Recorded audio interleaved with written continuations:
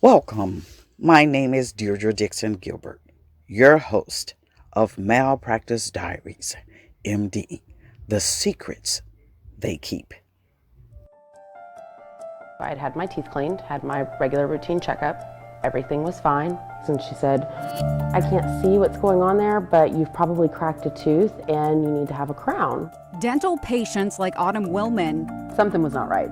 are paying through the teeth And so I got a second opinion. for something they may not need. He was like, you do not need a crown. Absolutely not. And she is not alone. You're so vulnerable, not being able to see what they see. Her new dentist, Dr. Max Kerr, says stories like hers are all too common. I'd say maybe 10% of our patient population come in to get a second look. He says while opinions vary and the majority of dentists put patient health first, some don't. Just because a man or a female in a white coat is telling you something, it doesn't mean it's true. Dr. Kerr used some of the newest technology to show Autumn what she couldn't see before. And I want the patient to see exactly what I'm seeing, because then they can make an informed decision. He says too many people don't second guess a diagnosis. If it doesn't jive, it doesn't jive. And disciplinary records from the state dental board shine a disturbing light on dentists taking advantage of that. Since 2013, the dental board disciplined 22 for unnecessary treatment in Texas. 20 received only a reprimand or warning, fines, and mandatory training. 2 got fully probated suspensions. Lara Anton with the dental board says many factors are considered. And one of the things they might look at is if there's any previous disciplinary history, if the violation actually caused patient harm. Anton says the board needs more state funding to investigate each case, We get about approximately 1,000 cases every year. but stands by its discipline process. No. I mean, they're putting your kids through so much. A dentist told Taryn Chalene her son Caden needed 14 fillings and 4 teeth pulled. And they needed to do 2 different surgeries. And he was 6 years old. And I'm like, well, of course they're going to do what's best for the kids. So Caden went under anesthesia. And you're just watching your child lay there. Before the second surgery, she got a second opinion. And they told me there was nothing wrong with him at all. But Caden had already had 4 teeth taken from him. He'll never get his teeth back. Yeah. And Taryn lost something else. He was in so much pain. I put him through completely unnecessary surgery. And I feel horrible for it. Because as a mom, the only thing you want to do is protect your kids. And it's like, I did exactly the opposite. Sophia Stamas, CBS Austin News. Ready? Dr. Michael Zook, who practices general dentistry, is a whistleblower. He speaks against the dangers of some dental procedures being pushed by corporate entities that are being prioritized profits over patient safety. He's an author of a book, The $60,000 Dentist Headache Cure. He also talks about something, money where your mouth is, a dentistry scheme that aired on CBC Marketplace, a Canadian version of 60 Minutes. This week on Marketplace, we drill down on dentists. I would definitely suggest doing a customized micro to the filling and root canal. Are you getting what's good for you or what might be good for your dentist? I can do a complete smile makeover. One mouth, 20 dentists, no consensus. Some of it I find quite frightening. You have coverage, they're going to bill to the maximum of your coverage. Dentists, dollars, and disagreement. Let's welcome Dr. Zook to the show. Hi, how are you today? Oh, very good. How are you? I'm great. Awesome. I want to get into this, and I know first you have a dental book, Confessions of a Former Cosmetic Dentist. You know, if you could tell us what was this all about? I know that it was banned by a dental authority? And before you answer this, I want to show a little clips of this video. Is the Alberta Dental Association covering a connection to overtreatment? In 2001, the ADA awarded the owner of Canada's largest dental lab, Aurum Ceramic, an honorary membership in the Alberta Dental Association. In the same year, Dr. Jack Scott was president of the ADA. This dental lab was the main promoter of LVI seminars, considered by many malpractice experts to teach aggressive cosmetic and unacceptable TMJ treatment under the neuromuscular banner. In 2003, the ADA published an article titled, "I Have Had Enough" by Dr. Gordon Christensen. The article suggested ethics in the dental profession had taken a real dive, and many dentists were involved in overtreatment. He stated cosmetic dentistry had turned into a monster. 2010, an Alberta dentist releases a book, Confessions of a Former Cosmetic Dentist, exposing the concerns of cosmetic overtreatment. 2011, the ADA demanded publication cease. 2015, the ADA arranged a hearing to discipline the dentist author. Fearing bias, the dentist requests removal of Dr. Jack Scott from the tribunal. The ADA refuses. The leader of the tribunal, Dr. Jack Scott, had awarded the promoter of LVI seminars when he was president. A second tribunal member, Dr. Glenn Zenith, had a dentist daughter employed at an office linked to LVI Global at the time of the hearing. The ADA complaint director, a lawyer with no formal training in dentistry, was suing the dentist author while prosecuting his case. She recommended a 5-year suspension and $270,000 in costs, a record in dentist punishment for discipline not involving a patient complaint. Dr. Jack Scott continues to act as a juror beyond posted term limits. 2019, Ontario and Manitoba ban neuromuscular dentistry and advertising of LVI credentials. 2020, the dentist author continues to appeal the discipline imposed. The ADA continues to investigate complaints from patients who believe they were harmed by LVI-trained dentists. Alberta refuses to address the concern with neuromuscular dentistry or LVI seminars. Please explain. What was this all about? Well, Confessions of a Former Cosmetic Dentist, I wrote and published in 2010. And it basically was a statement about the overtreatment of cosmetic patients with the use of porcelain veneers and crowns. And I thought that the whole area of cosmetic dentistry got hijacked by seminars that were sponsored by dental labs that happened to make porcelain crowns and veneers. So that was their magic cure for everything, and it just went overboard. And I knew there was a way to offer improvements in cosmetics without having to spend tens of thousands of dollars. And I put it in a book, and I got a little bit of attention, but then the dental authority clamped down hard on me for writing the book. Wow. And so it was banned, right? What dental authority was it banned by? I practice in Alberta, Canada. So because I'm within their jurisdiction, they have the ability to apply their advertising rules and ethics rules. And one of the ethics rules is that you're not supposed to do or say anything that tarnishes or questions or harms the integrity of the dental profession. So it's you're not allowed to say anything bad about dentists, even though the authority itself had published an article a few years before that said essentially the same thing as my book, but it said it to the dentists of the province. So they basically didn't want me telling the public about something they already knew about. Wow. Okay. And I just want to ask this question. Do you think that that's a rule across the board, even though you're in Canada?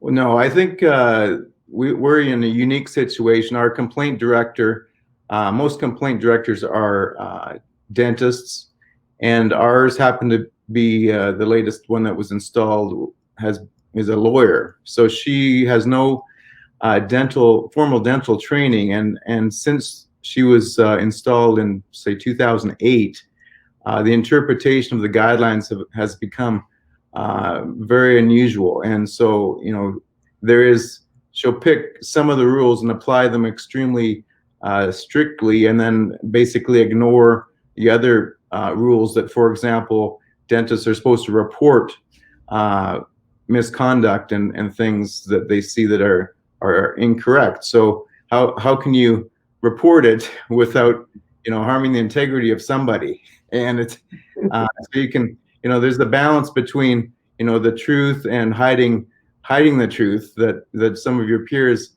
are hurting people, and to me it makes no sense. So I've been fighting this particular complaints director since she got her first job, and it was, again, she started in 2008. So I've been fighting her since then until now, and I'm still fighting her. And I've taken the case to the Supreme Court, petitioning to look at my case twice. This is the second time I'm trying to get some leave, but I'll tell you that this woman doesn't give up. It's a battle. It's a battle. I'm not kidding. So you have censorship of dentist whistleblowers. Actually, what actually prompted you to become a whistleblower? And you said censorship, and I believe you're kind of talking about it just a little bit right now. So can you give us a little more detail about that?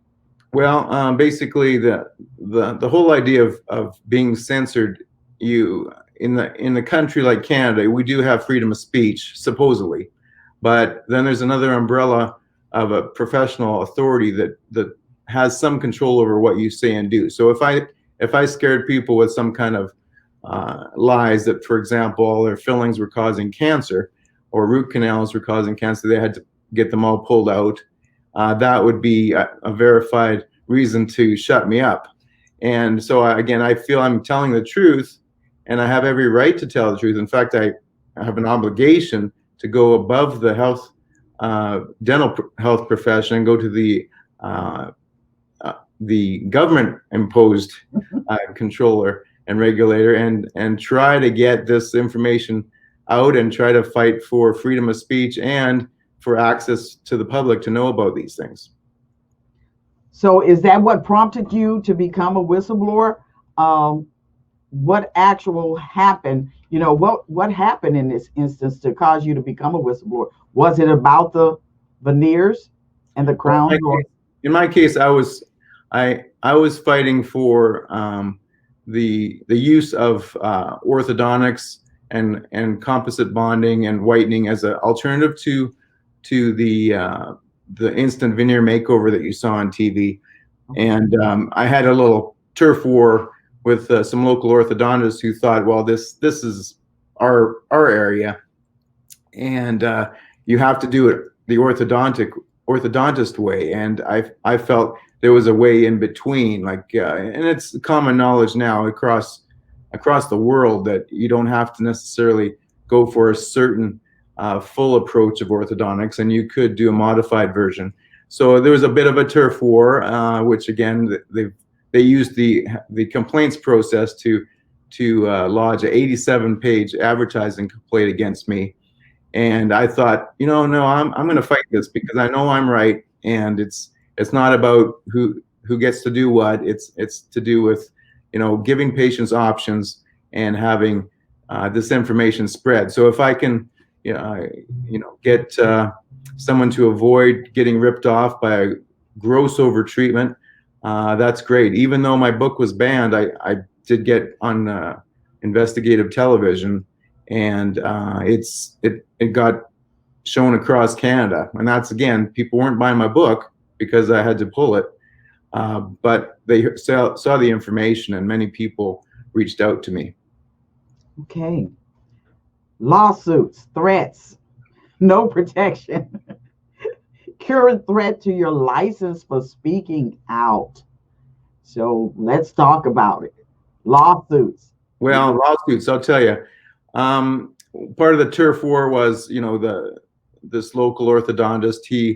He had they started to do some really underhanded things, like attempting to say that I just had a weekend course in training, and that I had other issues that was harming teeth, for example, doing it my way. And so I basically said, well, listen, you've got some problems. And I had known that the orthodontist was caught on police video breaking into another dentist's office.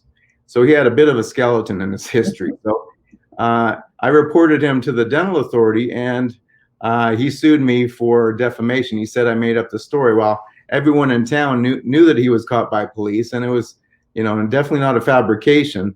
So, I reported him for something he had done, and he sued me. And then I've been sued by my own dental authority for criticizing them for not protecting the public. So as they investigate me for my advertising and my book, they're also suing me for $9 million.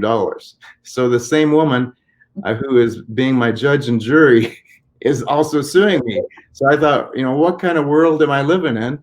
And I've, obviously had lawyers fight this, and for some reason they get away with this. So I don't think this would happen in the US, but in Canada, for some reason, they're allowed to pick on dentists and basically pick us to death and use their power. They do that in the United States. They're doing it in the United States as well. And that's why I'm laughing, because as you are speaking, I am listening to every word you say. I've heard doctors talk about this, once again, speaking up, doing what, the Hippocratic Oath says, and, speaking against those that are doing harm. And then once you speak out, you become a threat. Oh, yeah. No, because they don't want to hear that. I'm a part of a whistleblower group, a big whistleblower group myself out of Washington, D.C. So every year we go to the whistleblower conference. And this year, as you know, we couldn't go because of COVID. But we did have many people who do exactly what you're doing, who speak up, and then we become a threat. And then, the lawsuits come in, and you're shaking your head as to how they can get away with this. But again, if the person, the entities that we're trusting are the entities that we're using, right? Like the medical boards, and like you said, the people that you have to deal with, they're a judge and jury. How do we get past that? And I just want to commend you for, to continue to speak out. Now, tell me about this no protection. What is this? What type of no protection are you talking about? Well, ideally, if you saw something and it was improper and you were to report it, which you are obligated to report, you would have protection against a lawsuit. So if I saw, for example, something inappropriate that ex dental authority president was doing, and I reported it, you would hope that it would be investigated and I would be protected from being sued. But unfortunately, that's not how it works. What you can do is you can get the authority itself telling the person who reported to sue you, and they coordinate lawsuits against you too. So once you become a whistleblower, they often will coordinate an attack against you to discredit you and to shut you up. And in my case, luckily I'm at the end of my career, so it really doesn't matter what they do to me. But if I was a young dentist, basically I could, I'm at their mercy, and a person's career could be destroyed. So it's not for a beginner, let's put it that way. It's not for the weak at heart either. It definitely isn't. You talked about turf wars, and you said it's an odd story of how competitors fight within the dental profession.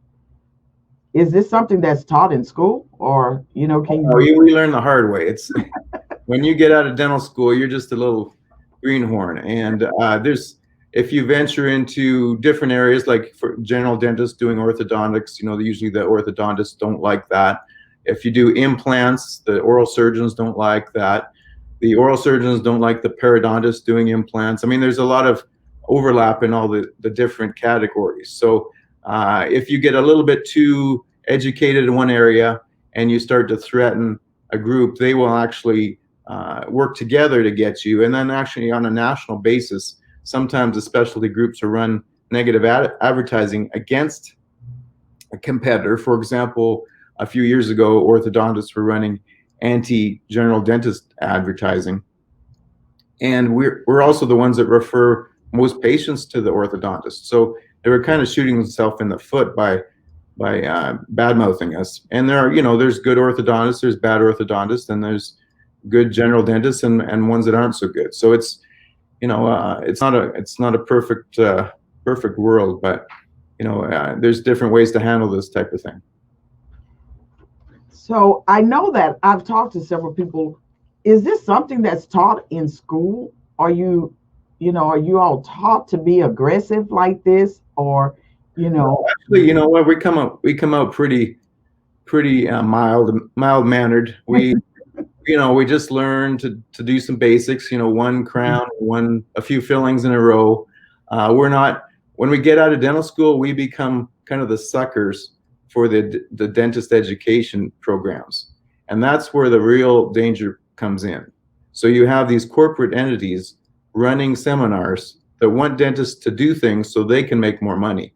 And my first book, The Confessions of a Former Cosmetic Dentist, was about how the porcelain labs would run these seminars to teach dentists to do lots of crowns and veneers, and then they would teach them to do them for reasons you didn't really need them.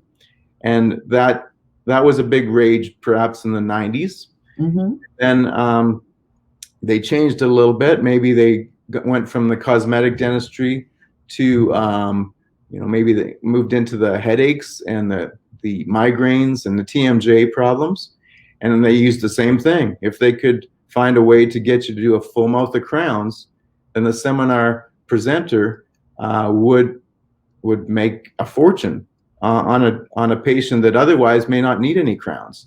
And now they're moving into from the headaches and TMJ. Now they're moving into sleep apnea and breathing. And it seems like a lot of the appliances that they're presenting and orthodontic treatments are like 3 times the cost that an orthodontist would provide.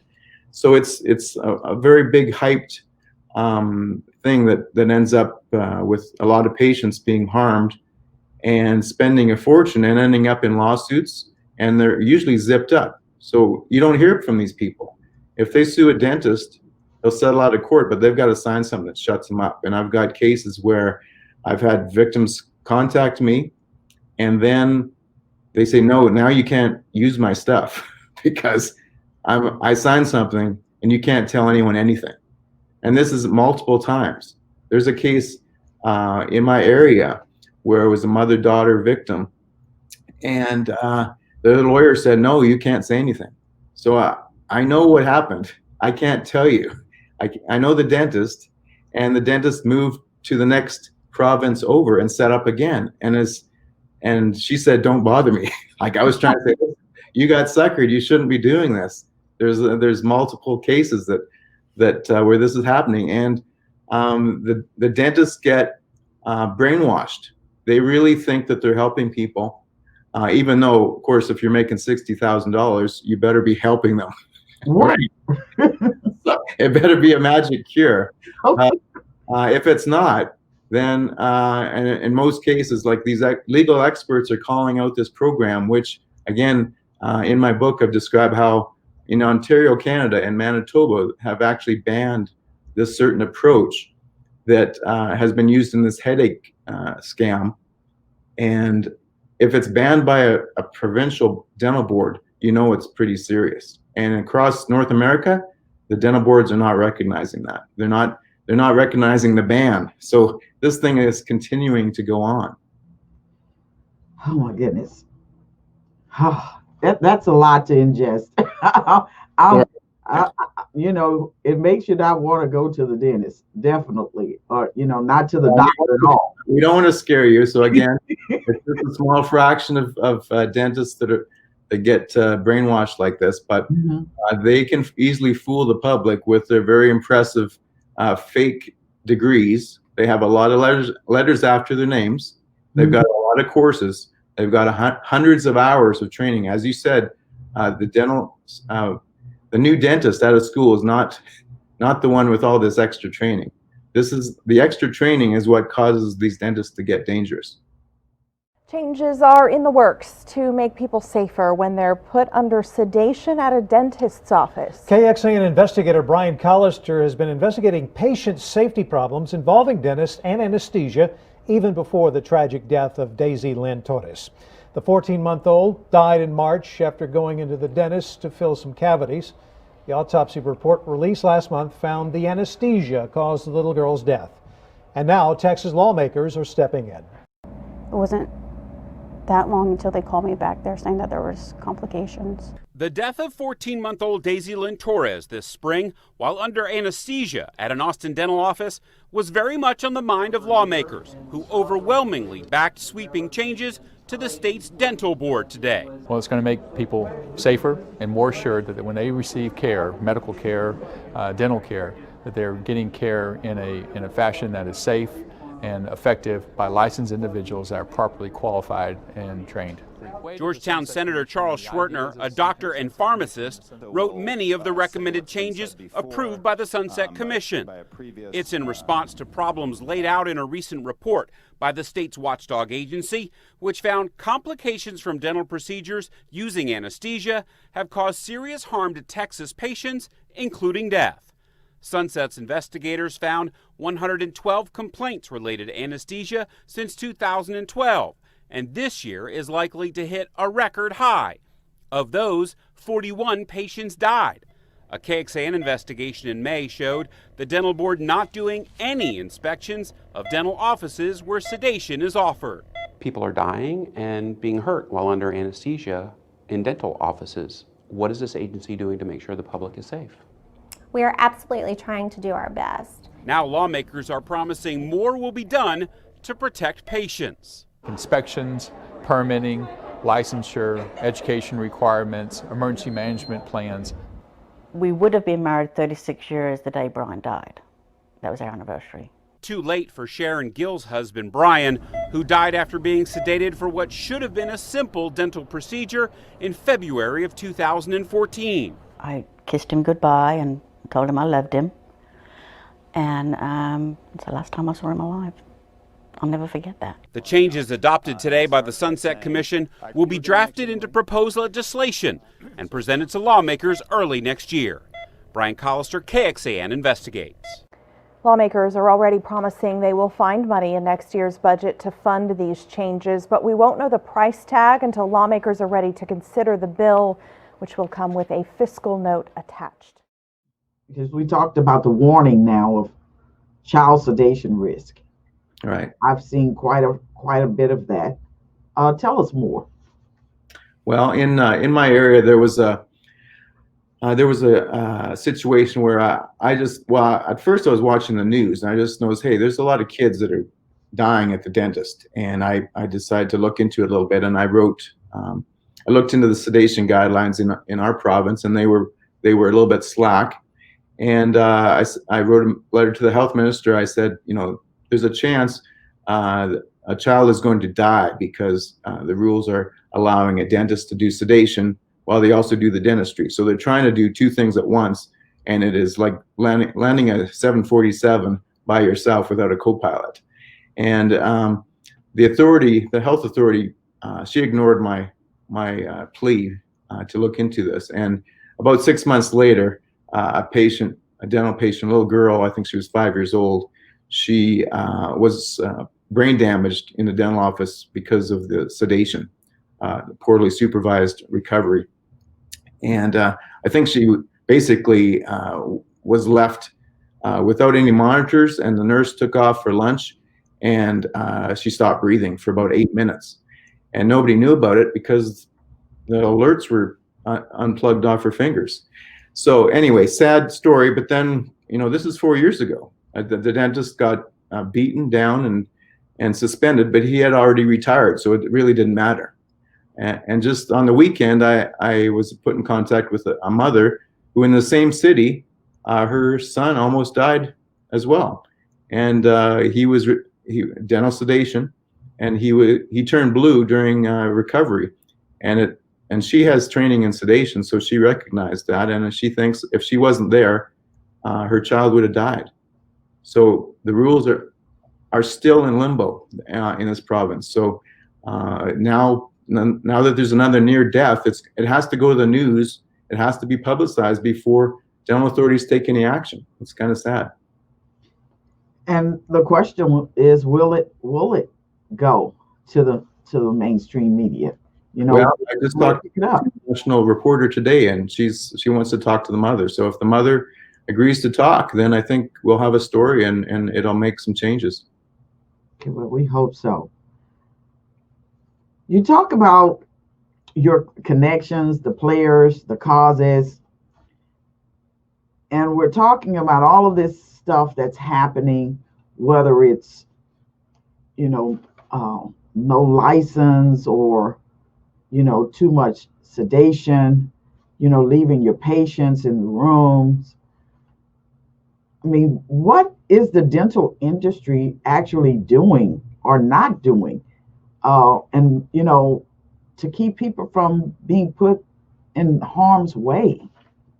Well, each province and state comes up with their own little rules and regulations, and it's pretty weird that they don't work in bigger groups to get this done more efficiently.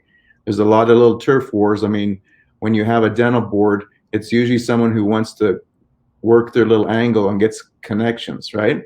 And it's actually quite shocking that when you look at some of the players in these dental seminars, they have connections within the dental boards, and then they get national and international deals and awards. So basically, some of the top awards have been given to individuals involved in questionable seminars and in approaches that basically are linked to malpractice lawsuits. So when you have dental boards and dental associations getting paid to advertise for these seminars, like for example, American Dental Association gets paid an annual fee for their certification program of seminars. Now, if they're getting paid an annual fee and they have rules that these seminars have to abide by, but they're not applying the rules and they just keep collecting the money, then each dental board trusts the ADA that they're doing the job. And then when they're not doing the job, it affects patients across North America. And so that's what's happening is we have slack oversight of the content of seminars. And believe me, most dentists would kill another dentist if they did the kind of thing they did to their loved one. If you had all your teeth drilled down for no good reason, and all that healthy tooth structure drilled down, it's a physical assault. It's like someone cutting off your pinkies. Let's put it that way. These patients are often destroyed for life. Their teeth fall off, they break off at the gum line because they've been drilled so bad. And lawsuits can reach like $800,000 in the U.S. So it's basically a big silent epidemic that dental boards they'll suspend a dentist for maybe a couple weeks. They'll fine him maybe the cost half the money that he made on one victim, and the dentist then is assigned to take retraining. And guess what courses he takes? He takes the same courses that got him in trouble the first time. And the board doesn't recognize this as a problem. And I have it in writing in my book. I've got actual cases of dentists that, yes, we let them take the same courses. So it's just stupidity. And whatever. I'm putting it all out there in my book. This last one is free. The $6,000 headache cure is a free ebook, and I wouldn't buy the hardcover because everything is fine detail. Like there's a lot of information in there. So if someone has a problem, they can use that in a court case and source a lot of information and save their lawyer a ton of time. Okay, so I know that you did an undercover Money Where Your Mouth Is. Was that sort of where you wanted to see how this dental industry was doing the wrong thing and putting people in danger? Well, what it was is again, an investigative program in Canada. They went undercover and they went with the same patient to, I think it was 17 different offices. And they just wanted to see what kind of treatment plans did they recommend for this patient who was actually told she needed no treatment from a university professor. And they found, again, a wide range. Most dentists probably said she just needed minimal treatment, but there were a few that recommended $10,000 or $20,000 worth of work. And of course, they were the ones in the cosmetic dentistry department. So they were, wanting to veneer a lot of teeth. And her teeth look quite nice to begin with. So if someone takes cosmetic courses, they usually want to do cosmetic treatment. If someone takes a headache course or a TMJ course, and you say, "Oh, I got a little bit of a headache," magically you're going to have a good chance that they're going to try to sell you on that $60,000 headache cure. So now that's your new book, the $60,000 dentist headache cure. Please, it's not an exaggeration. It's happening all over the place. Tell us what this is. Well, it's basically a way to call this approach. The dentists often use these TENS muscle pulsing devices, and their belief is that the jaw needs to sit in a certain position when to have everything relaxed. So they basically have a gimmick, a gizmo, an electronic device like Dr. Ho on TV, and it was invented in the 1960s or so. And the inventor seems to have come up with a bite that makes his device useful. Otherwise, it wouldn't be much good for anything. But it's kind of a religion where they believe in this bite that really doesn't occur in nature. So you can only almost get it by capping all your teeth or doing some really unusual orthodontic treatment. Mm-hmm. So it's not recognized by any university, even though a lot of these people are trying to infiltrate universities. So they are trying to warp the education of dental students, as you referred to earlier. So which is quite scary, is that you can get these very quirky approaches that are have been warped for profit. And in my case, I happen to know one of their big gurus, and he was a professor at our dental school. And so there's a connection between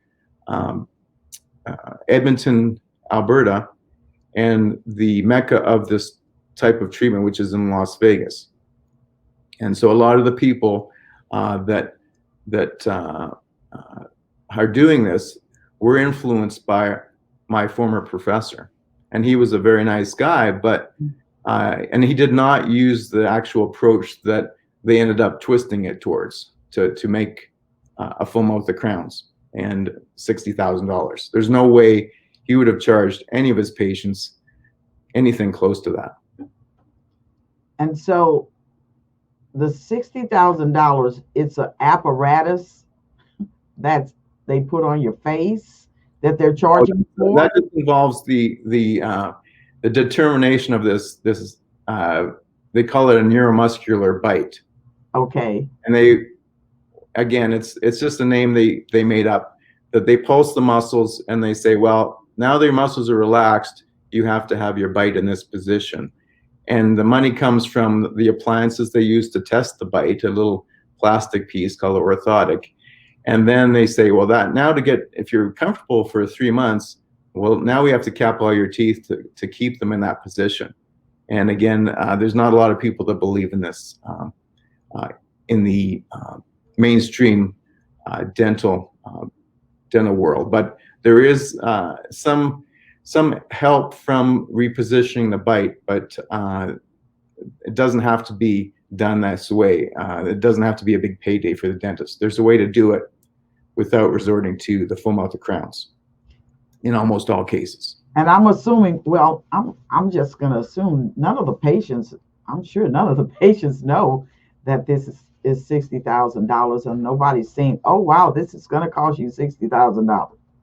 Well, they often are getting, a stepping stone of this initial treatment, and then they're offered, you can live with this big piece of plastic in your mouth, or we could go to the next phase. They call it phase 2 treatment. Oh, okay. It's this, it's an upsell, and when people are told it's going to be 60,000 or whatever it is, they think that the more they spend, the better it is. So a lot of people are really like impressed that, wow, this doctor's really doing something special, and it must be special for $60,000. And again, the sad news is that most dentists would pay $500,000 not to get that done to their own teeth. It is so horrific. So it is not treatment that most of us dentists would want on any friend, relative, or even someone they don't even know. And for us to be quiet about it is ridiculous. We have to be speaking out more about this. And is this paid by an insurance or an insurance company? An insurance company would usually cap out at $1,000 or something like that. So they're going for people that can apply for their credit. They have these health spending programs. And they often, obviously the staff are getting bonuses for selling this treatment, and patients are signing up for these high interest rate dental credit programs and mortgaging their houses. I had one patient tell me that she was told to sell her house so she could afford her TMJ treatment. And dentists again really believe in this, and they think a patient should spend their last penny to get the treatment they're offering, and that is again quite scary. Okay. Well, is there anything else you would like to share with us? Tell us, Well, I guess I'm interested in this is not my book, but I did stumble upon it. It's called Open Wider. Okay. And, it's definitely a book that covers all kinds of topics about dentistry. It might scare you from going to the dentist, so it's a little bit more comprehensive than mine. My one book was more targeted about cosmetic dentistry or the headache, the TMJ type of thing. But in general, I would just say, go to your dentist regularly. Be careful which one you choose. Sometimes the ones that are bragging a lot about being experts in certain areas are actually very dangerous, and they are hiding something. And dental boards don't always tell you the truth. Some of them have been suspended, have lost their licenses, have been sued, and the information isn't always available. And just before we go, the question on the dentist, I know we have problems in the United States with determining whether these people have a license or not. Is there any information that you can tell that can help us to, maybe dig a little further? Because again, looking on the dental board website or any medical website, a medical board website, usually you can't find it. And as you stated, the court cases, right? They're gagged. Right. So nobody knows. So how can you find out? I would just be wary of anything that's going to be costly. If you're feeling pressured to spend a lot of money on a new smile or on a headache cure, I would be very cautious. For example, the TMJ experts, so they call themselves, the jaw joint experts, that's a broad group. There's no such thing as a TMJ expert, and the oral facial pain specialist is actually a new specialty that might be a good place to start. Mm-hmm. So instead of going to the person who has celebrity clients and who is able to manipulate his online ratings, a lot of these ratings are false, or they use programs to bump up their ratings. You really can't trust anything you read, and it's kind of scary that there's really it's very difficult. You have to be very, very cautious. So I think if you avoid spending a lot of money without researching different options, then that's probably the safest thing. Because once you've had all your teeth drilled down, there's no going back. Well, I want to thank you, Dr. Zhu, for coming on.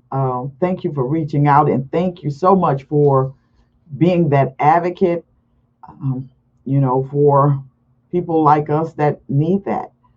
I've talked to several people, who's going through the TMJ right now issues because someone told them they had a TMJ problem and now they're suffering more than ever.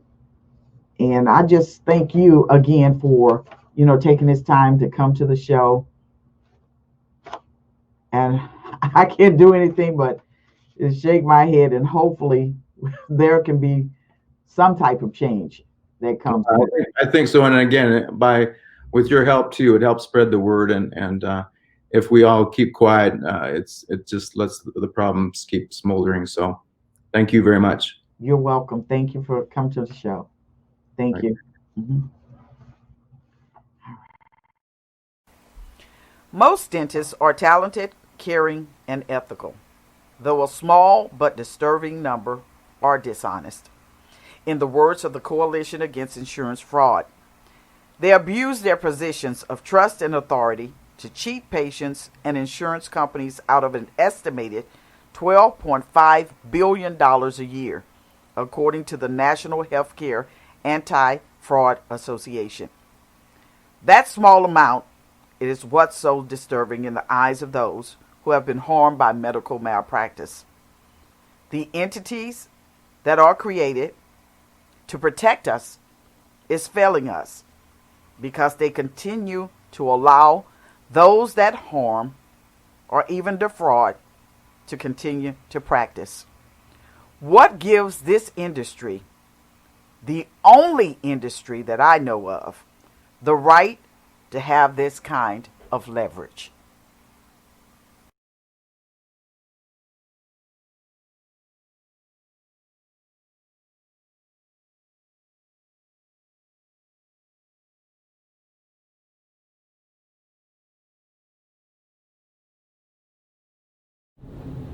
Thanks for tuning in to Malpractice Diaries MD. We tell the stories, they keep. Please make sure that you tune in next week, same time, same station, same Facebook page, and subscribe to our YouTube channel. And we look forward to seeing you next week. See you soon.